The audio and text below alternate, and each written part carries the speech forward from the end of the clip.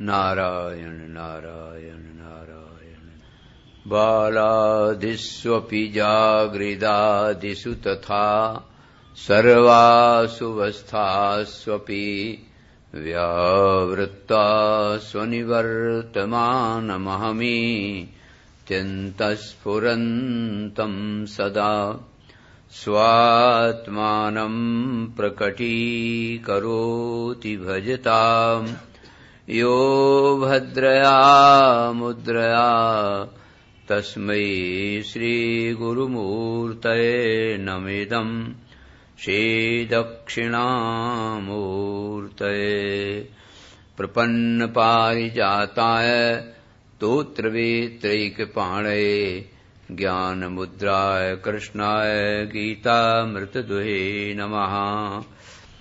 श्रुतिमपरे स्मृतिमपरे भारतमपरे भजन्तु भवभीताः अहमिह वन्दे नन्दं यस्यालिन्दे परब्रह्म।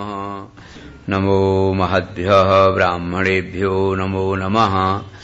परम प्रेमास्पद परमात्म स्वरूप श्रीमद् भागवत का 11वां स्कंद, जिसको मुक्ति स्कंद बोलते हैं, फिलॉसफी ऑफ भागवत, इसका वर्णन आप लोग सुन रहे हैं। क्रमशः पहले योगेश्वर की कथा, फिर अवधूत गीता, दत्तात्रेय महाराज ने यदु को जो समझाया वो वर्णन सुना। इसके पश्चात भगवान कहते हैं कि पहले अंतःकरण शुद्ध होना चाहिए, और वो 2 विभाग हैं, एक कर्म का और एक विचार का। तो कर्म तो कर्मेंद्रियों के द्वारा होते हैं, और विचार मस्तिष्क बुद्धि की बात है। तो ये कर्म और विचार दोनों शुद्ध होना चाहिए, तब मन शुद्ध हो जाता है। तो कर्म कभी कभी गड़बड़ होता है, विचार बड़े अच्छे होते हैं। कभी कभी विचार जरा गड़बड़ निकलता है, कर्म बड़े अच्छे होते हैं। और होना चाहिए दोनों, कर्म भी और विचार भी। इससे जब अंतःकरण शुद्ध हो जाता है तो आत्मा का लक्षण ज्ञात हो जाता है, मैं कौन हूं ये मालूम पड़ जाता।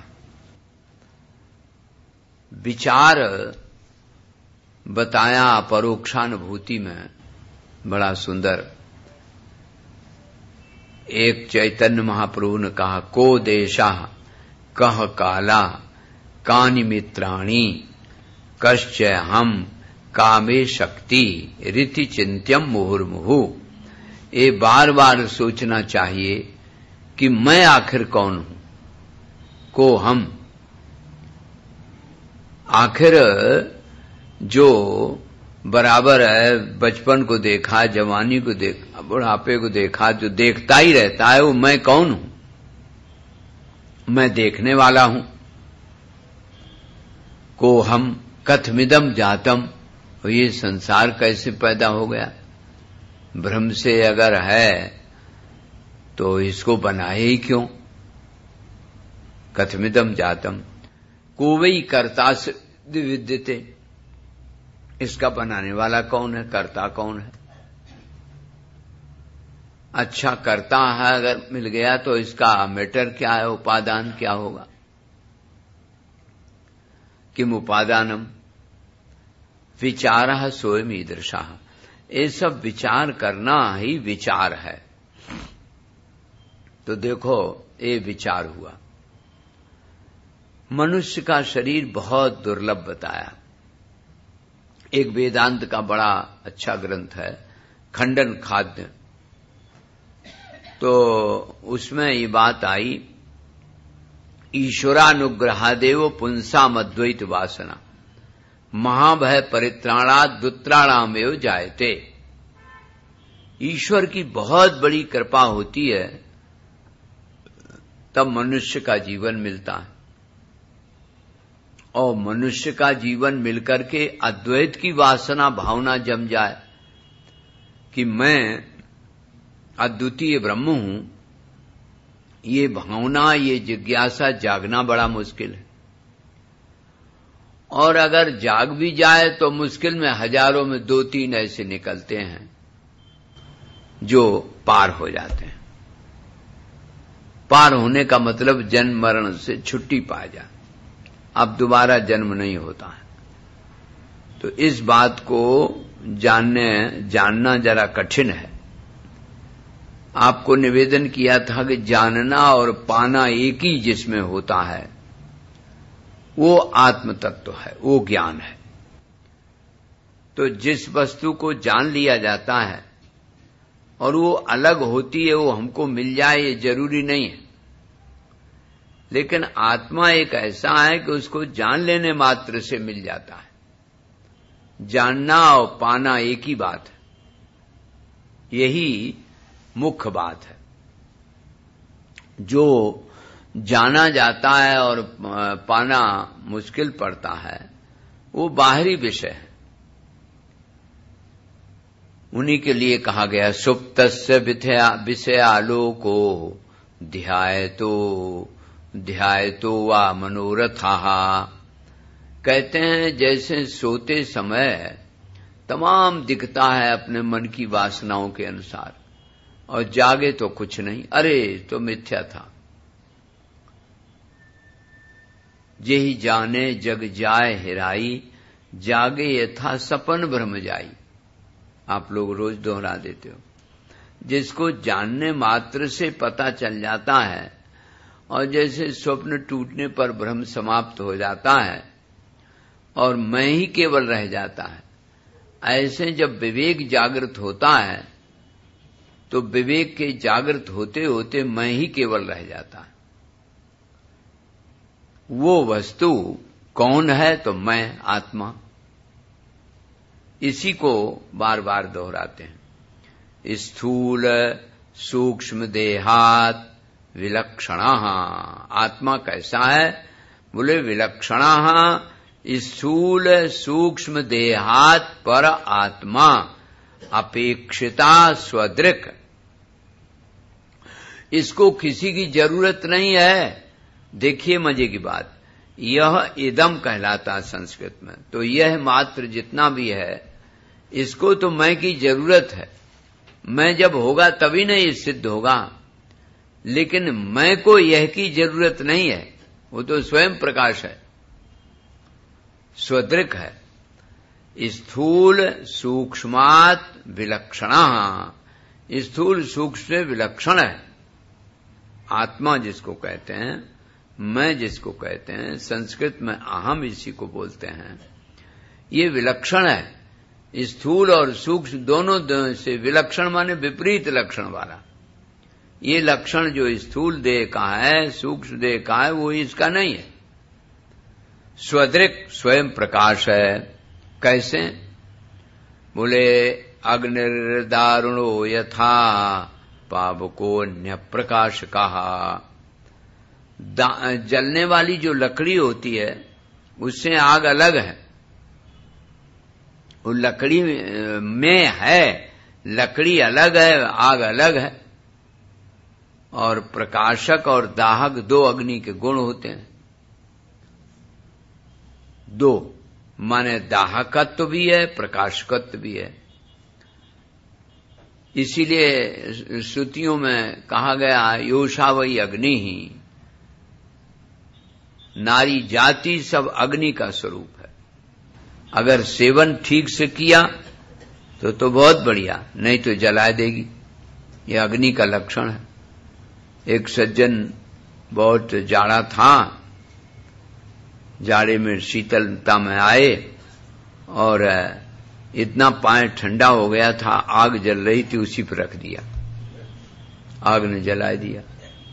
उनसे पूछा इसमें रख क्यों दिया? अरे बोले ठंडा लग रहा था। तो सेवन करने की विधि है ना, अगर विधि से करते तो बड़े मजे से ठंडा पना शीतलता दूर हो जाती थी। लेकिन विधि से नहीं किया तो जला दिया। इसी तरह से अग्नि है। अग्नि में दाहकत्व भी है, प्रकाशकत्व भी है। लंका को जलाए दिया, विभीषण को प्रकाश दिया, और अग्नि के दोनों लक्षण। तो दाहकत्व और प्रकाशकत्व जिस अग्नि में होता है वो अग्नि अलग है।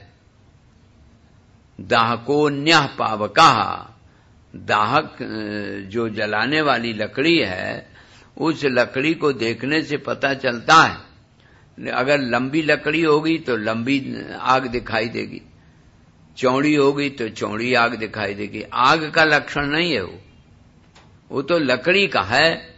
लकड़ी लंबी है, लकड़ी ऐसे हाथी में, जैसे जैन लोग मानते हैं हाथी में हाथी जैसी आत्मा, चींटी में चींटी जैसी आत्मा, ऐसा नहीं है, बल्कि आत्मा सर्वव्यापक आकाश की तरह है। उसमें ये शरीर दिखाई दे रहा, ये शरीर जो दिखाई दे रहा है ये आत्मा में दिखाई दे रहा है। जैसे हम लोग बोलते हैं शरीर के भीतर आत्मा है, शरीर के भीतर आत्मा नहीं है, आत्मा में ही शरीर है। क्योंकि अगर शरीर के भीतर हो तो फिर वो जैनियों की तरह वो भी बड़ा छोटा होने लगे। तो अणुत्वात् लिखा है, निरोधोत्पत्त्याणुत्वात् बृहत्वात् वा। अणु माने छोटे से छोटा और बृहत माने बड़ा से बड़ा। वही छोटे से छोटा और बड़े से बड़ा, चींटी में भी वही है, हाथी में भी वही है, सब में वही समाया हुआ। अब ये बात सबके समझ में नहीं आती है, क्योंकि चित्त अंतःकरण शुद्ध नहीं है। कर्म के द्वारा और विचार के द्वारा शुद्ध होता है। तो कर्म जैसे आचार्यो रणिरादि स्यात् उत्तरारणि अंतेवासी तुत्तरारणि। जो विद्यार्थी है, जो शिष्य है, वो उत्तर की अरणी है और आचार्य आदि की है। अरणी आप लोगों ने देखी होगी, जब यज्ञ होता है, अभी माधवबाग में यज्ञ हुआ था, मैं गया था, हमारे विश्वनाथ जी ने कराया था, और दैया जी का सुपुत्र जो विक्रम, वो जजमान थे। तो अग्नि प्रकट की थी वह, ये माचिस से नहीं, लकड़ी में लकड़ी रगड़ी और अग्नि प्रकट हो गई। लकड़ी में तो अग्नि होती है। तो अरणी ऊपर की एक रखी जाती, एक नीचे की रखी जाती, और फिर बरमी की तरह उसको घुमाया जाता है। तो उत्तर की अरणी क्या है? ऊपर की, बुरे आचार्यो रणिराद्य स्यात्, वो आचार्य है, गुरु। और अंतेवासी तुत्तरारणी, अंतेवासी माने विद्यार्थी, शिष्य, वो उत्तर की अरणी है। और दोनों अरणियों को मथा तो अग्नि प्रकट हुई। वही अग्नि ज्ञान की अग्नि है। ज्ञान कैसे मिलता है? तो उसके लिए पहले तो जिज्ञासा हो, कर्म हो। निवृत्तम कर्म सेवेत प्रवृत्तम मत्परः त्यजेत। ये निवृत्त और प्रवृत्त दो प्रकार के कर्म होते हैं। जिज्ञासायाम संप्रवृत्तौ, अब बहुत बढ़िया एक बात कही, नाद्रियेत कर्म चोदनाम। ये तब तक धर्म कर्म पूजा पाठ मंदिरों का दर्शन, ये घूमना फिरना, दौड़ धूप, केदारनाथ बद्रीनाथ, ये तब तक रहता है, तब तक जिज्ञासायाम संप्रवृत्तो। जब मैं ब्रह्म हूं, कैसे हूं, ये जाके गुरु जी के पास पूछता है। जिज्ञासा होती है, तड़फड़ाहट होती है, बेचैनी, कैसे जान जाए। तो जानने की जो विधि है वो गुरु जी समझाते हैं। उस समझाने को बताया है। उत्तरारणी और आदि आरणी, उससे ज्ञानाग्नि प्रकट होती है। और ज्ञानाग्नि जब प्रकट होती है तब तो फिर उसमें विचित्र दशा होती। वैशारदी साति विशुद्ध बुद्धिर धुनोति मायाम गुण संप्रसूताम गुणाश्च संदैः यदात्मेतत् स्वयं समाप्ते यथा समाग्निः। स्वयं शाम्यति, कैसे? समित यथाग्नि, जैसे समिधाएं समाप्त हो जाती, लकड़ियां समाप्त हो जाती हैं तो अग्नि शांत हो जाती। भाई जब तक लकड़ी डालते रहोगे तब तक अग्नि जलती रहेगी, और जब लकड़ियां समाप्त हो गई तो अग्नि भी समाप्त हो गई। स्वयं च शाम्यति समित यथाग्नि, जैसे अग्नि शांत हो जाती है लकड़ियों के न रहने पर, समिधाओं के न रहने पर, ऐसे ही ज्ञानाग्नि जब प्रकट होती, वैशारदी साति विशुद्ध बुद्धिर धुनोति मायाम गुण संप्रसूताम, गुण को प्रकट करने वाली माया को भस्म कर देती है। वही बुद्धि, वो वैशारदी बुद्धि कहलाती, प्रकट होती है। जैसे आपने अभी सुना कि एक ऊपर की अरणी एक नीचे करणी, और गुरुजी ने शिष्य को बताया, और जब बताया जैसे ही वो ज्ञान हुआ, मैं कौन हूं, मैं आत्मा हूं, मैं ब्रह्म हूं, इस प्रकार का जैसे ही ज्ञान हुआ तैसे क्या होता है? बोले संदेही गुणात्म, सब गुण समाप्त हो गए। गुणाश्च संदेही है यदात्मे तत्, अनात्म पदार्थ जितना भी था सब भस्म हो गया। और जब अनात्म पदार्थ भस्म हो गया तो हमारा जिस बुद्धि के द्वारा प्रकट हुआ था वो बुद्धि भी, जैसे लकड़ियां जब तक रखते रहो तब तक अग्नि है, जलती रहती है, और लकड़ियां समाप्त हो गई तो अग्नि भी बुझ जाती है। जिसके द्वारा लाभ हुआ था उस बुद्धि भी तिरोभाव को प्राप्त हो जाती है। ये एक विचित्र बात है, ये कहीं भी नहीं है। किसी भी हिंदुओं को छोड़ करके मुसलमानों में, ईसाई में, पारसी में, किसी भी धर्म में ये बात नहीं है कि यत्र वेदा वेदा भवन्ति। जिस पुस्तक ने बताया है हमको ज्ञान, वो पुस्तक का उपयोग कुछ नहीं रहता है। ये बात कब पता चलती है? बहुत मुश्किल मामला। मुश्किल इसलिए है कि ये केवल हमारा वैदिक धर्म, सनातन धर्म ऐसा धर्म है जिसमें ये बात हो सकती है। तत्र वेदा अवेदा भवन्ति, वेद अवेद हो जाते हैं। न माता न पिता न रथ योगा, वहां कुछ होता ही नहीं है। सुषुप्ति में जब गहरी नींद आती है तो उस समय क्या होता है? उस समय तो विषय, मन, बुद्धि कुछ है ही नहीं। अगर आप जागृत में कुछ दिन लगातार इसका अभ्यास करें, सुषुप्ति का मजा जागृत में, तो आपको अभी आनंद प्रकट हो जाए।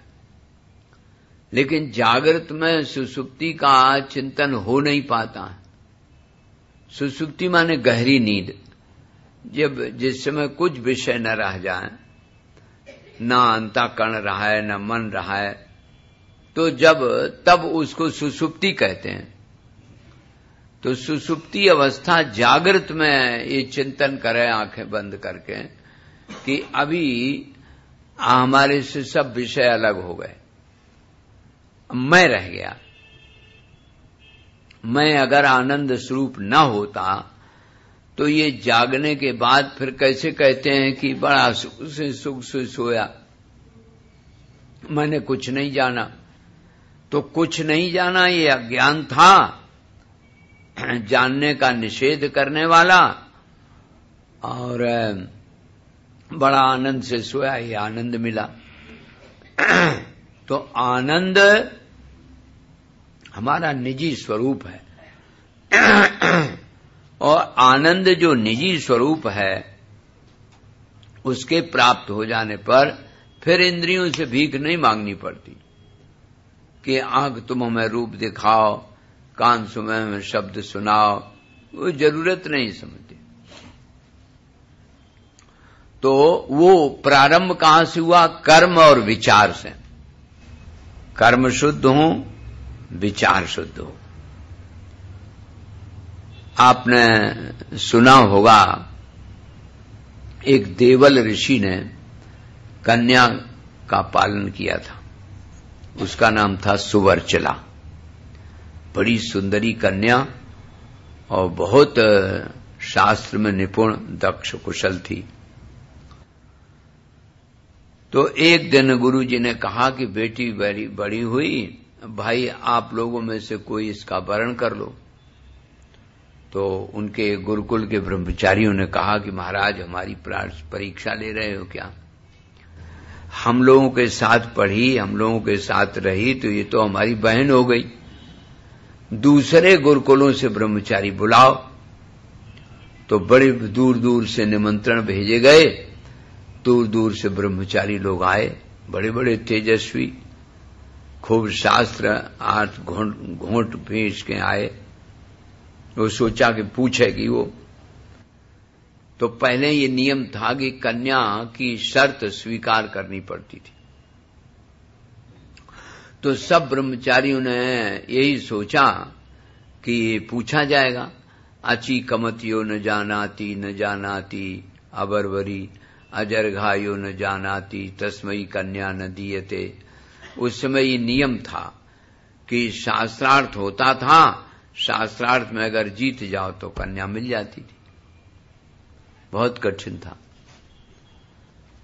तो अब तैयारी करके आए सब। देवी खड़ी हुई योगमाला लेकर के। अब जयमाला लेकर के जब खड़ी हुई तो सब लोगों को बड़ा लालच हुआ, बड़ी सुंदरी थी, जयमाला भी बड़ी सुंदर। अब सबने अपनी अपनी गर्दन उठाई। उससे देवल ऋषि ने कहा, बेटा तुम अपना कुछ जो शर्त हो सो कर लो, और जौन तुम्हें ब्रह्मचारी पसंद आए तो उसमें जयमाला डाल दो। उसने कहा कि हाँ गुरुजी, है तो शर्त है, जो अंधा हो, बहरा हो, लंगड़ा हो, उसको हम जयमाला डालेंगे। अरे तो ब्रह्मचारियों को तो बड़ा आश्चर्य लगा कि इतनी सुंदर लड़की और इतनी विदुषी और अंधा बहरे लंगड़े को चाह रही है। अब सब चुप। अब कौन बोले भाई, अंधा बहरा तो कोई लंगड़ा है नहीं। तो एक ब्रह्मचारी उसमें से उठा, जब बहुत देर तक कोई उठा ही नहीं, सबने कहा बैठो बैठो बैठो, तुम ना अंधे हो ना लंगड़े हो। उसने कहा भाई हमें वहां पास तक जाने तो दो, दर्शन तो कर लें रूप का। और वो ब्रह्मचारी गया और कहा देवी ये तीनों बातें हम में हैं। तो बड़ा आश्चर्य लगा, भाई कैसे हैं, न अंधे हो न लंगड़े न बहरे, हमारी तो ये शर्त है। तो उसने बताया कि हमें गुरुजी ने सबसे पहले ही बताया था, भद्रम करणे भी श्रेयाम। हमने इस मंत्र को पढ़ा, समझा, गुरुजी से इसका अर्थ जाना। इसका अर्थ यही है तीनों का, हम किसी की निंदा न सुने, कान हमारे बहरे हो जाएं, और किसी को कुवासना से न देखें, देखें तो सद्वासना से देखें, सब परमात्मा रूप देखें, और किसी की चोरी न करें, पैर हमारे चोरी की ओर न जाएं। तो मैंने इस मंत्र को अच्छी तरह से पढ़ा, समझा गुरुजी से, इसलिए हमारे हाथ पे आग धर दी जाए। आज तक न मैंने किसी की निंदा सुनी, न मैं चोरी करने के गया, गलत काम के लिए गया, न मैंने कुवासना से देखा। तो पहले हाथ पे आग धरी जाती थी, और अगर हाथ जलने लगे तो समझ लो कि वो गड़बड़ है, और हाथ नहीं जला तो शुद्ध पवित्र है। तो आग रखने की जरूरत नहीं। उस बेटी ने कहा कि यही हम चाहती थी, कम से कम जो पढ़ा जाए, वो समझा जाए, वो उसका अर्थ भी तो समझना चाहिए। अब पढ़े सब अर्थ समझे नहीं,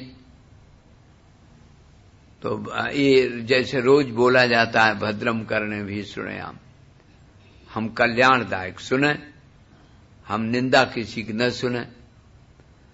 तो ये उसने जो ऋषि ने बताया तब समझ में आया, अरे हाँ। तो उसने जयमाला डाल दी और फूलों की वर्षा देवताओं ने कर दी, जय जय ध्वनि होने लगी। तो हमारा मतलब यह है कि जो आप पढ़ो, जो समझो, उसको समझना चाहिए और फिर अनुशीलन करना चाहिए, मनन जिसको बोलते हैं। घर जाकर के उस पर विचार करो, आज ये बात बताई गई, आज ये बात बताई गई, तो वो याद रहे। अब 1 घंटा यहां सुना और 23 घंटा अपना दूसरा सुना, तो 23 घंटे का प्रभाव ज्यादा पड़ेगा भाई, 1 घंटे का प्रभाव कैसे? ये तो एक तरह का जैसे मोबाइल चार्ज कर लिया जाता है, ऐसे बुद्धि को चार्ज कर लिया जाता है दिन भर के लिए। बस चार्ज भर है, तो उसका अर्थ ये थोड़ी हुआ कि मनन हो गया। मनन बात दूसरी है, अनुशीलन बात दूसरी है, उसको करना चाहिए। अब देखो फिर विचार कर लो, तो विचार कैसे होता है? भी लगा है, भी माने विपरीत भी होता है, विशिष्ट भी होता है। जैसे एक हमारे सामने फूल है, फूल को हमने देखा, आंख ने देखा, कान ने शब्द सुना, देखिए, और नाक ने उसकी सुगंधी ली। फूल एक है और 5 इंद्रियां हैं। त्वचा ने स्पर्श किया, ये सब फूल ने एक फूल है। तो इंद्रियों ने, जिसने देखा आंख ने, तो तब देखा जब मन लगा होए वहां, और मन कहीं दूसरी जगह है तो थोड़ी समझ में आएगा।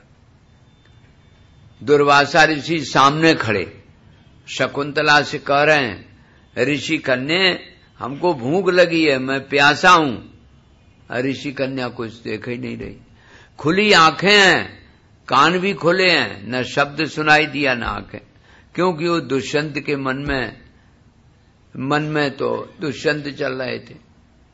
अन्न मना बभूवो, वो अन्न मन वाली थी।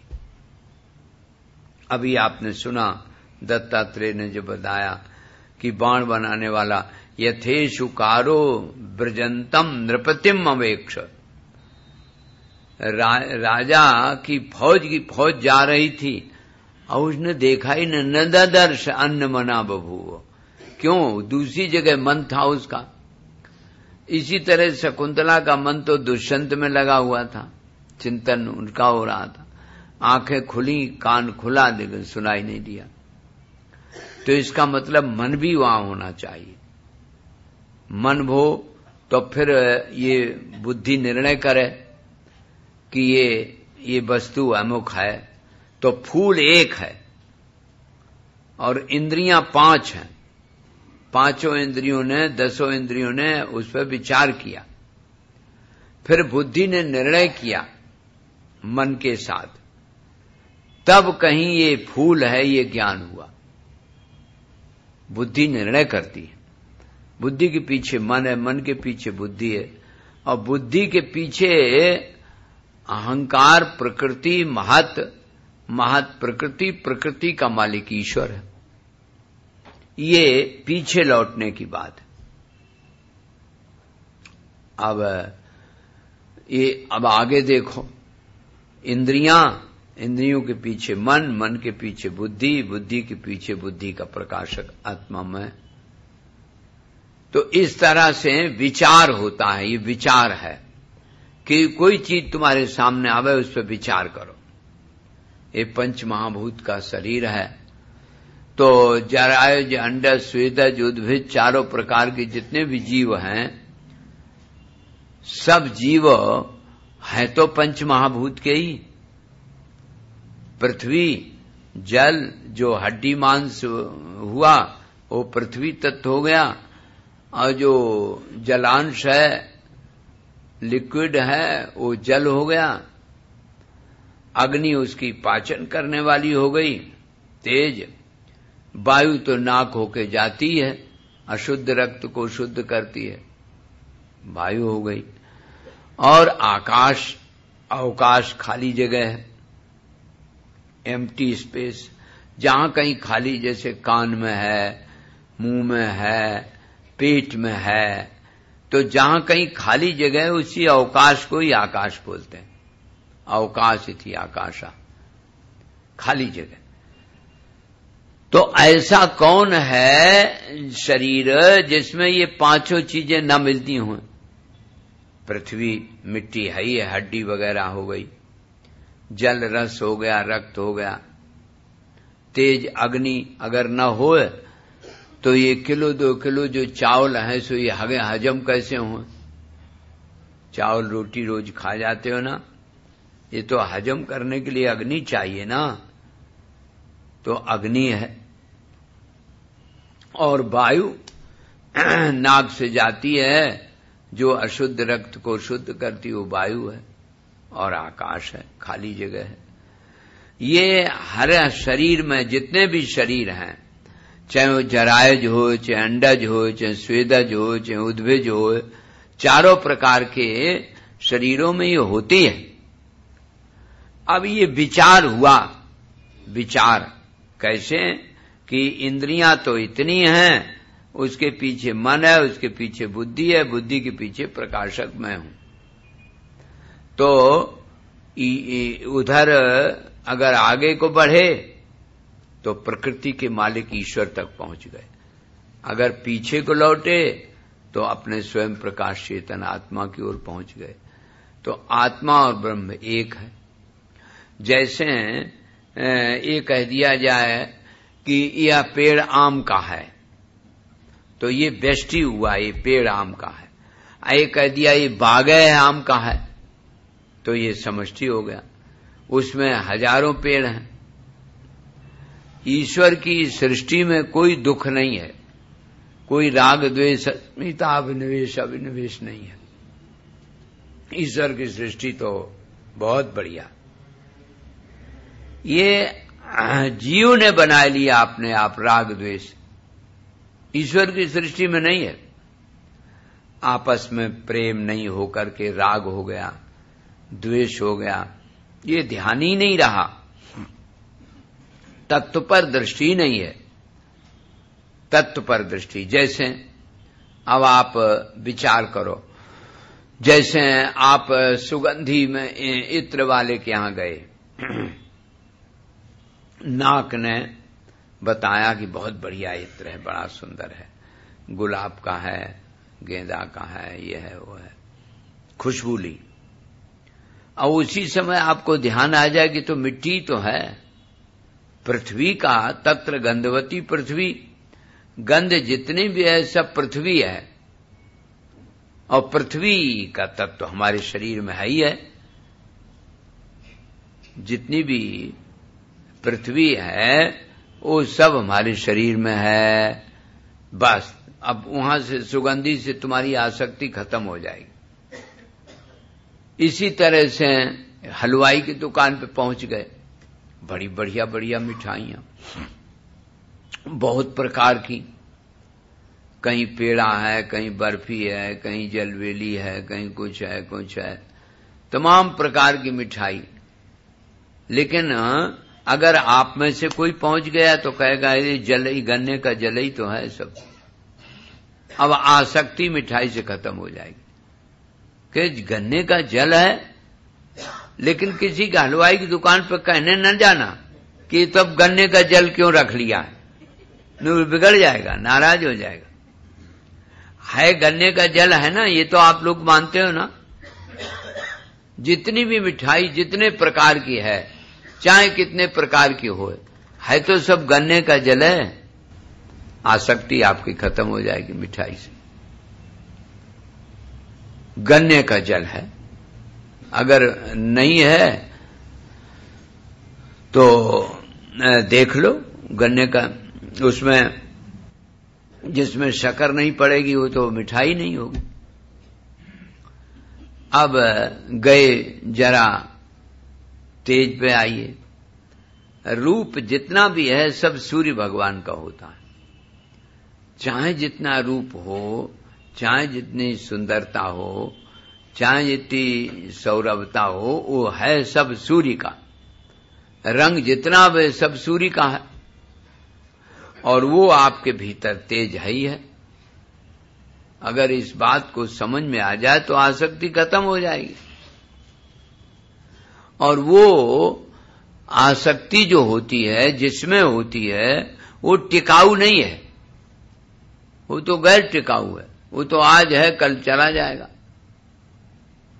कितना भी रूप मिले, कितना भी रूप मिले, कितना भी रंग मिले, लेकिन समाप्त हो जाता। तो ये विचार करने की बात है। ये तेज आया, आसक्ति समाप्त करने की बात। अब वायु है, स्पर्श बहुत अच्छा है। अगर ये कोमल स्पर्श है, कई लोगों को मैंने देखा एक तकिया सिरहाने लगाते, एक पैर में लगाते। हाँ पता नहीं पैर में क्यों लगाते, तो उस पर पैर धरते हैं।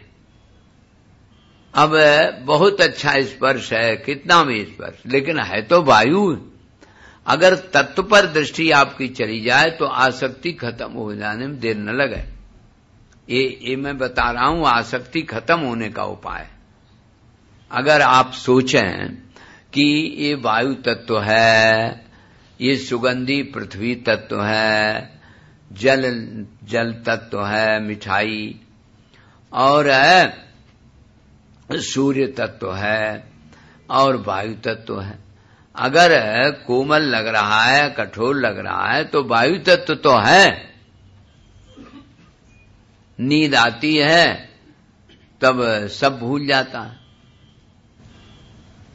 अरे इतना इतना जंजाल। वो आपने सुना था एक दिन कि राजा को लगा आज बहुत ठंडी है, रेशम की रजाई में अपने तो बंद थे, बाहर निकले, अरे ये तो आज मर जाएगा, इतनी ठंडी पड़ रही है। ये उघारा बिल्कुल पड़ा है, ऐसे ही सो रहा था खूब गंभीर नींद में। गंभीर नींद में सोते समय क्या पता क्या है। अब राजा बार बार घूमे कि अभी मरा नहीं, क्या बताएं, अभी तो ठंड में मर ही जाएगा, निश्चित मर जाएगा। फिर आया और फिर उसने 3 लाइनें श्लोक की बनाई कि मैं राजा हूं, मेरे तमाम सुहृद हैं, सुंदरियां हैं, और भृत्य नौकर चाकर हैं, गर्जंती दंत निवाहा, बड़े बड़े हाथी गर्ज रहे हैं, चपलास तुरंगा, घोड़े भी बहुत हैं, नौकर चाकर बहुत हैं। 3 लाइनें बनती थी, 1 लाइन नहीं बन पा रही थी। बेचारे बड़े परेशान, बार बार उन्हीं को दोहराएं, लेकिन वो 1 लाइन ना आवे। फकीर जगा, उसने देखा कि राजा घूम रहा है, 3 लाइनें बनाई, 1 नहीं बन रही है, इस पे बड़ा परेशान है। चौथी लाइन पे उसने कह दिया सम्मिलने नए नए और नहीं किंचित अस्ति। अरे तुम ये जितने नौकर चाकर, हाथी घोड़ा, पर स्त्रियां सब समझ रहे हो ना, जब आंख बंद कर लोगे तो कुछ नहीं रहेगा। सम्मिलने नए नए और नहीं किंचित अस्ति। ये जितना भी तुमने बताया, ओ स्वप्न में तो हम तुम बराबर हैं। क्यों भाई, स्वप्न जब होता है सोते समय, आंखें बंद करते समय, तो वो भी ऐसे ही है। उसको क्या पता रजाई है कि नहीं है, उस समय तो बराबर है ना। जागृत में जरूर तुम राजा हो, हम प्रजा हैं, लेकिन स्वप्न में तो देखो एक ही से हैं। और जो तुम्हें देख रहा है वही हमें देख रहा है। जो जागृत को, शरीर को देख रहा है वही तो स्वप्न को देख रहा है, वही सुषुप्ति को देख रहा है। तो दृष्टा तो एक ही है। जागृत और स्वप्न सुषुप्ति का दृष्टा एक ही है। और जो जैसे स्थूल सूक्ष्म दृष्टि का एक ही है, तैसे जागृत स्वप्न का भी है, दृष्टा तो एक ही है। अब विचार ये करना है उस पर कि दृष्टा जब एक ही है और दृश्य बदलता रहता है, दृष्टा तो बदलता ही नहीं है, दृष्टा तो एक सा ही रहता है, तब मुक्त कैसे हो। एक राजा एक दिन निकला जेल देखने के लिए, तो कहा आज हमारा जन्मदिन है, जो कोई जो मांगेगा सो देंगे। अच्छा, तो एक आदमी कैदी में से बढ़ा, बोले बाबा राजा साहब आज जो मांगे सो दिया गया। हाँ। बोले भोजन जरा गड़बड़ मिलता। अच्छा, तुरंत ऑर्डर दे दिया, भोजन बढ़िया बन जाए। आगे बढ़े तो एक ने कहा कि कपड़े गंदे हो गए हैं साहब, धुलते नहीं है। अरे लो अभी धुलते हैं। कपड़े नए पहना दिए गए। एक आदमी बड़ा समझदार था, आप लोगों में से था, कोई प्रेमपुरी में रोज आता होगा। वो निकला और बोला कि राजा साहब आज आप जो मांगेंगे सो देगो। बोले हाँ, तो हमें छोटी कर दो, छुट्टी कर दो हमारी जेल से। मुक्त हो गया। उनका हाँ छुट्टी कर दो। तो समझदार वो है जिसने कपड़े मांगे, जिसने भोजन मांगा, कि समझदार वो है जिसने कहा हमारी छुट्टी कर दो जेल से। कौन समझदार रहा? हाँ, संसार ये ऐसा है, जन्म मरण का चक्कर छूट जाए। इस जन्म मरण के चक्कर से छूटने के लिए बताया गया। वैशारदी साति विशुद्ध बुद्धिर धुनोति मायाम गुण संप्रसूदाम। गुणों को पैदा करने वाली जो माया है, उस माया को समाप्त कर देती ये बुद्धि। जब ये बुद्धि खुल जाएगी, आहा, इस बुद्धि में तो निरा ज्ञान भरा कि मैं ही हूं, मैं ही स्वयं प्रकाश चेतन आत्मा हूं, स्थूल देह और सूक्ष्म देह से विलक्षण हूं। आत्मा शुद्धो नित्यो व्ययः। आत्मा कैसा है? नित्य है, अव्यय है, शुद्ध है, एका क्षेत्रज्ञ आश्रय। क्षेत्रज्ञ है और आश्रय है सबका। स्वदृक् स्वयं प्रकाश है, अपने आप किसी को प्रकाशित करने की जरूरत नहीं। जैसे एक दीपक को दिखाने के लिए दूसरे दीपक की जरूरत नहीं होती है, ऐसे अपने को बताने के लिए किसी की जरूरत नहीं। मैं हूं, जरा देखना मैं हूं कि नहीं हूं। तो कहोगे कह रहे जब वो है नहीं तो बोल कैसे रहा है, इसको क्या देखना, ये तो आप ही हैं। ऐसे स्वयं प्रकाश चेतन आत्मा अपना स्वरूप है।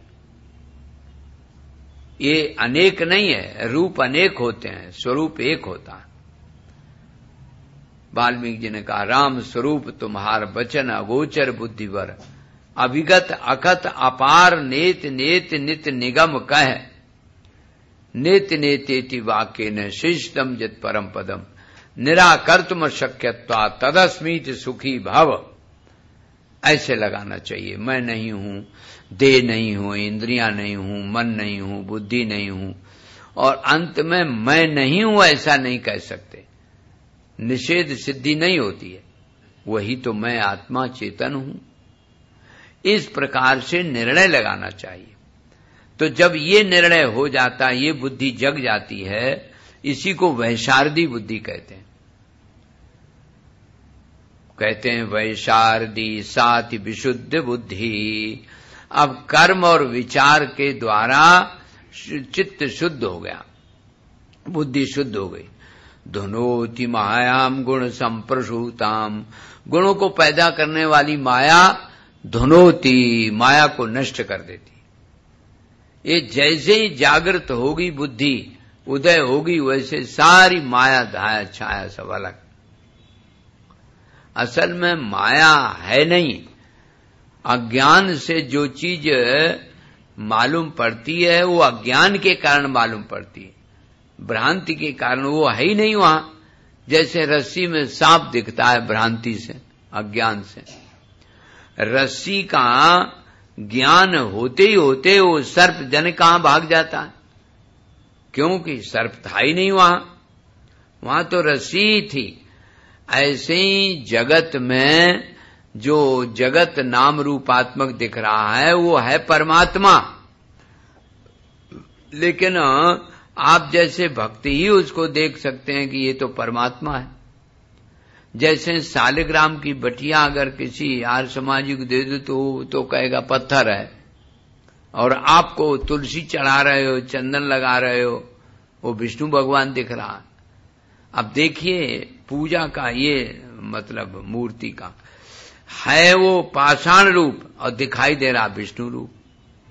घर में हर एक घरों में ठाकुर जी रखते हो, और ठाकुर जी को स्नान कराना, उनको चंदन लगाना, उनको धूप आरती और फिर भोग लगाना, ये सब पत्थर के रूप में थोड़ी है। वो तो आप असली रूप देख रहे हो, उसका परमात्मा है, परम पिता है, परमात्मा है। ऐसा समझ करके सर्वव्यापक जो शक्ति है वो व्यापक शक्ति उसमें आ जाती है, आपको दिखाई दे रहा है। पंडित जी बनाते हैं, सुपारी में गणेश बना दिया, और सुपारी में गणेश जो बनाए तो वो आपके विश्वास के भीतर आपको गणेश जी दिखाई देंगे। गणेश जी का पूजन करो, गणेश जी का, ये गणेश जी का सच्ची जो असली रूप है वो प्रकट होता है और माया साया समाप्त हो जाती है। उसी को कहते हैं धुनोति मायाम गुण संप्रसूदाम।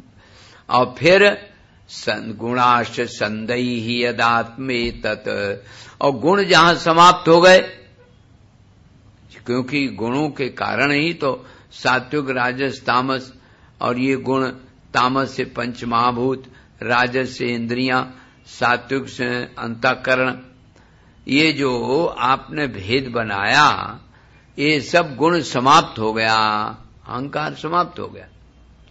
गुणाश संदई है यदात्मे तत्, और जैसे ही ये गुण समाप्त हुए स्वयं च साम्यत्य से, कहते हैं कहें स्वयं भी शामित हो जाता है।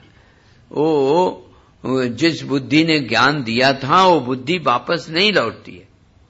जैसे अग्नि में लकड़ियां डालते जाओ तो अग्नि जलती जाएगी, और लकड़ियां समाप्त हुई अग्नि अपने आप बुझ जाएगी। ये विधि है। अगर इस विधि को सब लोग समझ जाएं, बस फिर क्या कहना। इसी को कहा वेदा अवेदा भवति, वेद अवेद हो जाते हैं। वेदा अवेदा भवन्ति, न तत्र माता न पिता न रथ योगा। वहां सुसुप्ति में फिर माता पिता कुछ नहीं रहते, केवल अहम आत्मा स्वानंद रूप। तो आनंद रूप रहता है, इस बात को कैसे पता चले? यही एक प्रक्रिया है, प्रक्रिया है। भगवान तेरी माया, भगवान तेरी कृपा से सब काम हो रहा है। भगवान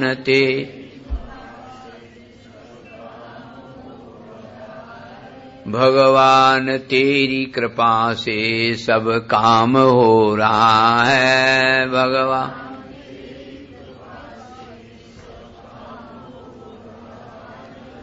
काम तो भगवान की कृपा से हो रहा है। देखो मजे की बात, और समझता है कि हम कर रहे हैं।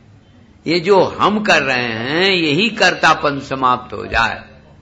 तेरी कृपा से भगवान सब काम हो रहा है, ये निश्चय हो जाए। एक बार बुद्धि में निश्चय कर लो कि सब तेरी कृपा से हो रहा है। तो गाय दिया, ऐसे ही गाय देते हैं कि वो जाहि विद राखै राम ताहि विद रहिए। तो गाय देने से तो बात दूसरी है, लेकिन बात सिद्ध हो जाए बस कष्ट दूर हो जाए। बोलो कृष्ण भगवान की।